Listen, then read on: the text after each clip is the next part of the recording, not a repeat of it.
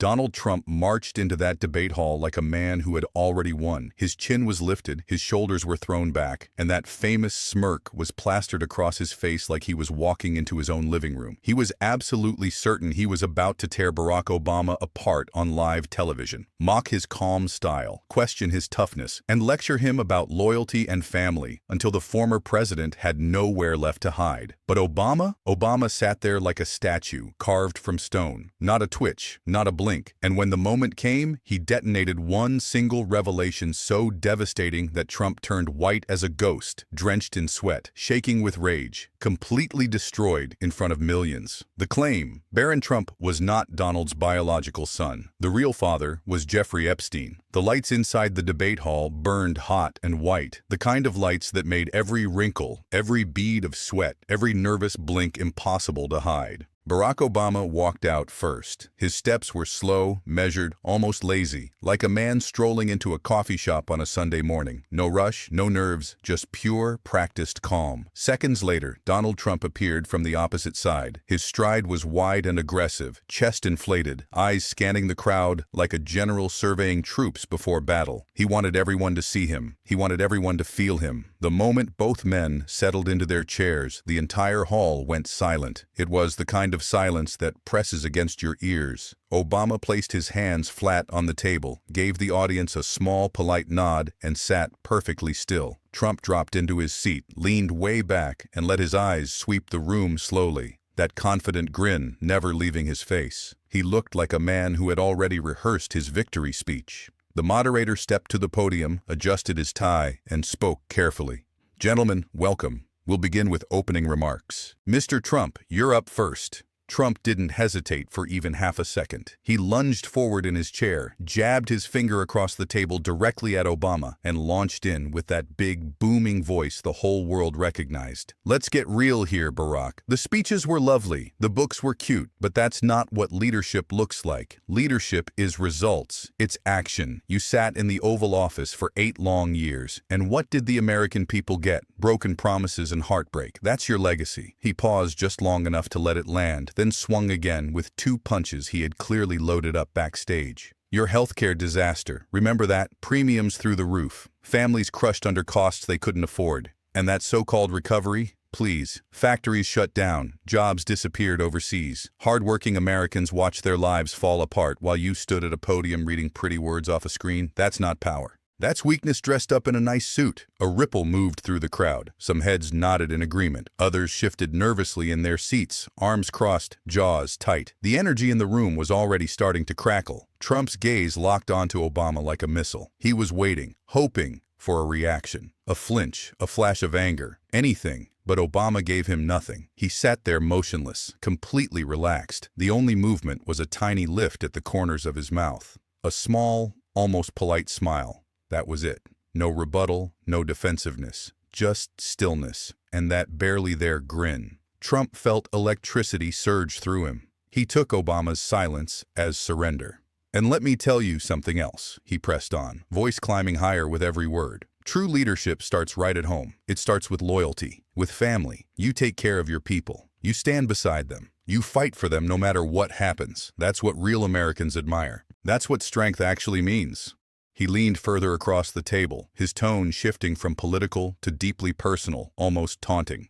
"You love talking about values, don't you, Barack? Big fancy speeches about doing the right thing. But when it actually mattered, when loyalty really counted, where were you? Family comes first, always. Without that foundation, everything else is just noise." Trump eased back into his chair, puffed his chest out wide, and practically glowed with satisfaction. In his head, he had landed a perfect combination. Policy attack followed by a sharp personal jab. Obama was silent, and silence meant defeat. He was running this show. He was sure of it. But across that table, Obama still hadn't opened his mouth. His hands rested loosely on the polished surface. His posture was unchanged. His breathing was even and unhurried. But his eyes, if you looked closely at those eyes, they were razor sharp, alert, calculating. Like a man who knew exactly what card he was holding and exactly when to play it. Trump wasn't finished. He pushed forward again, voice thundering through the hall like he was standing at a podium in front of 10,000 screaming supporters. "Family is everything," he declared, slapping his palm against the table for emphasis. "Everything. When my kids were growing up, I was there for them. I built a business empire from the ground up and made sure not one of them ever had to struggle. That's what a father does. That's what a leader does. He protects his own. His voice dropped just slightly, turning gravelly and intense. Loyalty isn't some word you throw around in speeches. It's action. It's sacrifice. It's blood. Without it, you're soft. You're hollow. You're nothing. He aimed his finger straight at Obama like a weapon. I'll say it tonight the same way I've always said it. My family knows I have their backs. Always. Every single day. That's leadership you can touch, you can see, you can feel in your bones. Scattered applause broke out. A few cheers echoed from the upper seats. Whispers buzzed through the rows. Trump absorbed it all, feeding off every clap, every murmur, growing bigger and louder by the second. Then he went for the kill shot, spinning toward Obama with a direct personal challenge. What about you, Barack? You haven't said one word about your own family tonight. Not one. You just sit there with that little smile, hiding behind silence. Why? What are you so afraid of? Afraid people might see the cracks in that perfect image of yours? His smirk widened. He sat back and folded his arms, waiting for Obama to stammer, dodge, or get defensive. The hall held its breath. Every single pair of eyes ping-ponged between the two men. Obama didn't shift in his chair, didn't clear his throat, didn't look away. He simply locked eyes with Trump and asked one quiet, short question that landed in the room like a grenade with a silent fuse. Barron is your son, right? The words floated in the air for one heartbeat. 2 heartbeats. Trump blinked, then blinked again. Then he threw his head back and erupted into a loud, theatrical laugh. The kind of laugh designed for cameras. He slapped the table hard, pointing at Obama like a man who just caught someone cheating at cards. "Oh, that's beautiful. That's really beautiful," Trump said through his laughter, shaking his head dramatically. "You see what he's doing? He can't answer a single question about his own family, so he tries to flip the spotlight on me. Sad, truly sad, but fine. I'll play along. Yes, Barron is my son, my flesh and blood, and I protect him better than you've ever protected anyone. I keep my family safe. I keep them strong. I keep them close. That's called real strength." He sat back, grinning ear to ear, utterly convinced he had just swatted Obama's weak little attempt into the ground. A few people in the crowd even clapped again. In Trump's mind, this round was over. He had dominated completely, but Obama showed no reaction at all. He remained perfectly motionless for a long, uncomfortable stretch of seconds. Then he did 2 small things, so small most people almost missed them, that completely shifted the atmosphere in the room. He glanced down at his watch, just a quick, casual glance, like a man checking whether his dinner reservation was coming up. Then he gave one slow, deliberate nod, barely a movement at all, as if confirming something private, something only he understood. That tiny pair of gestures hit Trump like a punch he never saw coming. The wide grin on his face flickered. A strange unease crawled up the back of his neck. Why wasn't Obama fighting back? What was the watch about? What did that nod mean? Something was wrong, but Trump couldn't figure out what. So he did what he always did when he felt uncertain. He got louder. "See, that's exactly the difference between you and me," Trump bellowed, leaning forward aggressively. "I don't hide behind silence. I don't play little mind games. I lead from the front. I make the hard calls. You can sit there smiling your little smile all night long, but the American people aren't fooled. They can spot real leadership. And tonight, they're hearing it from this side of the table." His face was flushing deeper red. His hands chopped the air. His words came faster, harder, louder, like a boxer throwing wild punches trying to end the fight before the other guy could stand up. The crowd buzzed with tense, electric energy. Everyone could sense the pressure building toward something, but nobody knew what, and Obama still hadn't spoken a second time. He just sat there, hands folded, eyes steady. That single nod still echoing in every mind in the room. Then Obama leaned forward, just a few inches, and dropped the bomb in the same calm, measured voice he might use to order a cup of coffee. "No, Barron's biological father isn't you. It's Jeffrey Epstein." Every molecule of oxygen vanished from the room. Gasps tore through the audience like a shockwave. People froze mid-motion, hands suspended in mid-clap, mouths hanging wide open. Camera shutters erupted in a frantic, deafening storm. The moderator's jaw literally dropped. For one impossible second, the loudest room in America became the quietest place on earth.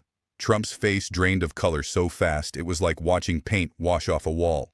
His trademark smirk evaporated. He tried to force a laugh, the same big, confident laugh from moments ago. But what came out was thin, strangled, almost a cough. Then the blood rushed back in a flood, turning his cheeks and forehead a furious, burning red. "That is a lie!" he barked, his voice cracking on the last word. "This is disgusting. You're fabricating this garbage because you're losing. Obama said nothing. He simply reached down, opened a slim folder that had been resting in front of him the entire time, pulled out 2 crisp sheets of paper, and slid them toward the projection screen behind the stage. The hall lights dimmed slightly. 2 documents appeared on the massive screen, blown up so large that the people in the very last row could read every word. The first was a DNA analysis report. Clinical, official, covered in laboratory seals and reference numbers. The second was an old letter, dated 2002, typed on Jeffrey Epstein's personal letterhead, addressed directly to Donald Trump. The signature at the bottom was unmistakable, and right there, in the middle of the page, one line jumped out and grabbed the entire audience by the throat. Looking forward to more time with the family, especially the boy. The whispers that had been building erupted into a roar. People stood up in their seats. Phones appeared from pockets and purses, recording everything despite the strict rules against it. Trump launched out of his chair so violently, it nearly toppled backward. He stabbed his finger toward Obama, face contorted with pure rage. "This is fake news. Total fabrication. You're desperate, Barack. Completely desperate. You have nothing real, so you throw out the most disgusting accusation anyone has ever heard on live television. This is a witch hunt, the biggest witch hunt in the history of this country." His voice thundered through the speakers, bouncing off the walls. He was breathing in ragged gasps, chest heaving, jabbing his finger over and over again. "You think you can say that in front of the whole nation? You're sick. This is what a loser does when he's run out of ideas. He lies, he cheats, he makes up filth because he has nothing else left." The audience erupted in chaos. Half the room screamed in shock. The other half shouted for Trump to sit down. Security guards along the edges of the stage shifted nervously, taking steps closer. The moderator jumped up, waving both arms frantically. "Gentlemen, please, order. Let's maintain some civility. Mr. Trump, if you could just—" But his words drowned in the storm. Nobody was listening. Trump stayed on his feet, crimson-faced, screaming over the moderator. "I protect my family. I have always protected my family. This is a disgrace. You should be ashamed. Ashamed." Obama remained seated through every second of it, hands folded, eyes locked on Trump. No smile, no smugness, no visible emotion at all. He simply waited, letting the hurricane of noise and fury spin around him like he had known it was coming all along. Then Obama picked up a small remote control from beside his folder and pressed a single button. The massive screen behind the stage glowed to life once more. "Since we're discussing evidence," he said quietly, "let's watch this." A video clip began playing. The footage was slightly grainy, but perfectly clear enough. Jeffrey Epstein sat in a dark leather chair, staring directly into the camera with that distinctive, unsettling confidence everyone recognized. His voice filled the silent hall through the surround speakers. "Donald and I go way back. We've shared a lot over the years, including time with the boy. Barron's a special kid. Donald knows exactly what I mean. 12 seconds. That's all it lasted. 12 seconds that detonated like a bomb. The hall exploded. Shouts, screams, hands covering mouths in horror. People leaped to their feet. The video froze on Epstein's smiling face, that image searing itself into every retina in the room. Trump's eyes went wide as saucers. Sweat was already pouring down his temples in thick streams. He looked like a man who had just been punched in the stomach. "That's fake!" he screamed, his voice splintering. "That is completely fabricated. I demand it be removed right now." He spun toward the moderator, gesturing wildly. "Do something! This whole thing is rigged!" Before anyone could respond, Trump tried to seize control. He waved frantically at someone off stage. "Bring out my witness. Let's hear from somebody who actually knew Epstein, somebody who'll tell the truth." A man in a crisp, dark suit walked onto the stage. Trump's face cracked into a desperate, triumphant grin. "This man worked for Epstein for years. Go on. Tell them the truth. Tell them it's all lies." The witness took the microphone. The hall fell silent. But instead of defending Trump, the man looked straight into the nearest camera and spoke in a flat, steady voice. "I did work for Mr. Epstein, and I can confirm that he personally recorded that video in 2004. He showed it to several people, including Mr. Trump. Everything in that footage is authentic." Trump's face cycled through 3 colors in 2 seconds. White, then red, then an ugly shade of purple. "What are you doing?" he snarled. "You were supposed to back me up." The witness gave a small shrug. "I was. Then I received a subpoena this morning. I'm testifying under oath now." The crowd roared so loudly the walls seemed to shake. Trump looked like a man watching his own house burn down. He slammed both fists onto the table with so much force that the microphones bounced and screeched with feedback. "You fabricated everything," he bellowed, spit flying from his lips. "This is a setup, a complete setup, and I can prove it." He reached into his jacket pocket, yanked out a folded piece of paper, and waved it above his head like a flag of surrender he mistook for a weapon. "This is the real DNA test. Right here. It proves Barron is my son, 100%. Not some sick fantasy cooked up by you and your friends." He slapped the document down and shoved it toward the screen. It appeared huge behind him. Obama looked at it for exactly 2 seconds. Then he spoke. Same quiet voice, same surgical precision. "That document is dated March 12, 2021. Jeffrey Epstein died in August of 2019. You obtained a DNA comparison against a man who had been dead for over a year and a half. How is that possible?" The hall went dead silent for one awful beat, then erupted louder than ever before. Trump froze with his mouth hanging open, the realization crashing over him like a wave. He had walked directly into a trap of his own making. Sweat now poured openly down his face, fat drops rolling down his temples and dripping off his jaw. His voice shook when he tried to fight back. "You're a liar, Obama. You've always been a liar. You twist everything. This is why nobody trusts you. You're pathetic. You're desperate." Obama answered instantly, without even a flicker of emotion. The video has a verified timestamp. The letter carries an authenticated watermark. The witness is speaking under oath. Those are facts, not interpretations, not opinions, facts. Trump stabbed his finger across the table again. "You think you're the smartest man alive? You're nothing. You're a fraud. I built this country, not you." Obama didn't even blink. The DNA report shows a 99.8% genetic match to Epstein's preserved sample. It's on the screen behind you right now. Would you like me to read the laboratory reference number for the record? Trump's hands were shaking visibly now. He dragged his sleeve across his forehead, wiping away sweat that was instantly replaced by more. Every attack he launched was being dismantled mid-air by another quiet, undeniable fact. The louder he screamed, the smaller he became. Obama waited until the noise settled just a fraction. Then he picked up the remote one final time, his voice still low and even. "One last piece of evidence. This one speaks for itself." He pressed play. A crystal-clear phone recording poured through the speakers. No static, no distortion. Unmistakable. Trump's voice. "Jeff, how's the boy doing? Barron's turning out great, huh? You always knew how to pick them." Epstein's voice, laughing. "He's special, Donald. Just like we discussed. You owe me for this one." Trump's voice. Yeah, keep it between us. Family business." Both men laughing as the recording ended. The hall didn't just erupt. It detonated. Screams, gasps, people leaping to their feet. The sound was so loud it was physical, pressing against chests and rattling teeth. Cameras flashed in blinding bursts. Reporters shouted into phones, trying to be heard over the pandemonium. Trump completely unraveled. He rocketed out of his chair so hard it crashed backward onto the stage floor. His finger trembled violently as he aimed it at Obama. "You have no shame!" he screamed, his voice raw, cracking, barely holding together. "This is a witch hunt, a total hoax. You manufactured every piece of this. You're sick." His face had turned a dark, dangerous shade of crimson. Sweat sheeted down his forehead. His eyes bulged. Veins stood out on his neck like ropes. He was gasping between sentences, chest heaving like a man drowning on dry land. "This is fake. All of it. I'll sue you. I'll sue every single person in this building." The words tumbled out broken and desperate, the voice of a man coming apart at the seams. Obama didn't stand, didn't raise his voice even a fraction. He looked Trump directly in the eyes and spoke so quietly that the entire hall had to stop breathing to hear him. "Truth hurts, and you still don't have the courage to face it." That single sentence, calm, quiet, devastating, landed harder than every scream in the room combined. Trump's mouth opened and closed like a fish pulled from water. For one frozen second, no sound came out at all. Then the dam broke. "I'll destroy you," he howled, voice completely shattered. "You're finished."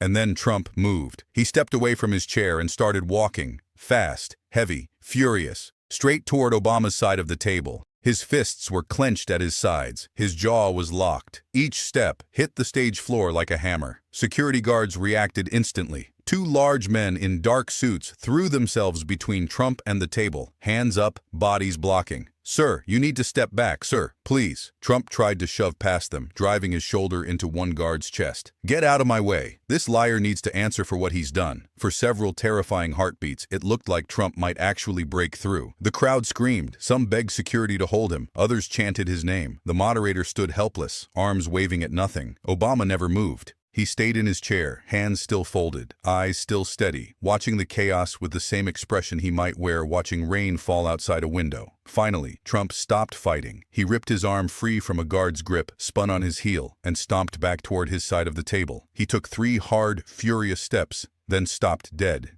His face changed completely in less than a second. All the angry red drained away like water through a cracked glass. What replaced it was something far worse, a pale, hollow emptiness. His shoulders collapsed, his chest deflated. The fire in his eyes went dark, replaced by something raw, exposed, and utterly defeated. He turned sharply, hunching forward like a man carrying something impossibly heavy on his back, and stormed off the stage. His footsteps echoed through the hall, loud, sharp, lonely, until he vanished behind the heavy curtain. The crowd erupted into pure bedlam. Half the room booed and jeered. The other half cheered and applauded. The collision of sounds created a deafening, chaotic wall of noise that filled every inch of the arena. "Shame!" voices screamed. "Get him out!" others roared. Security rushed to clear a path as Trump disappeared from sight, still muttering angrily, still wiping sweat, still shaking. Obama never moved. He sat at the table, hands folded, expression perfectly calm and steady. There was no victory smile, no triumphant smirk, no celebration of any kind. He simply waited for the storm to pass, as if none of the chaos had touched him at all. When the shouting finally dimmed enough for a voice to carry, Obama spoke again, quiet, measured, every word landing with the weight of stone.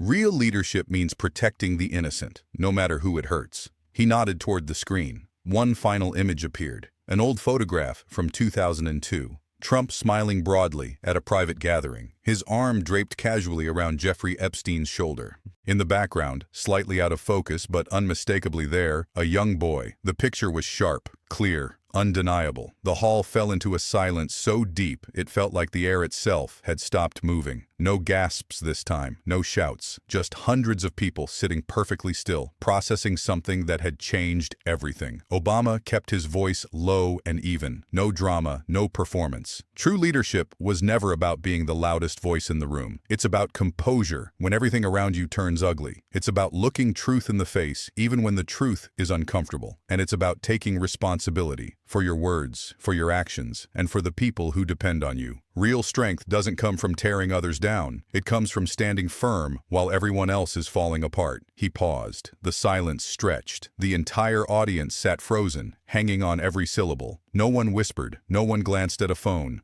The room belonged to one voice only. Tonight was never about winning an argument, Obama continued. It was about showing that patience and clarity will always cut through noise and deception. You don't need to scream to lead. You just need the courage to tell the truth and the discipline to stay steady while you do it. That's what this country deserves. Leaders who protect the vulnerable, face hard realities, and put people before power. His voice never rose, never trembled, yet it filled that massive hall more completely than any shout ever could. When he finished, the silence held for several long seconds, the kind of silence that feels sacred, like the whole world is holding its breath. Then the applause began, soft at first, like distant rain, then louder, then thunderous. "Obama, Obama, Obama." The chant rolled through the crowd like a wave crashing against a shore. People rose to their feet, clapping until their palms stung, some with tears streaming down their faces. The energy in the room transformed, from shock and chaos into something deeper, respect, relief, and a quiet, powerful awe.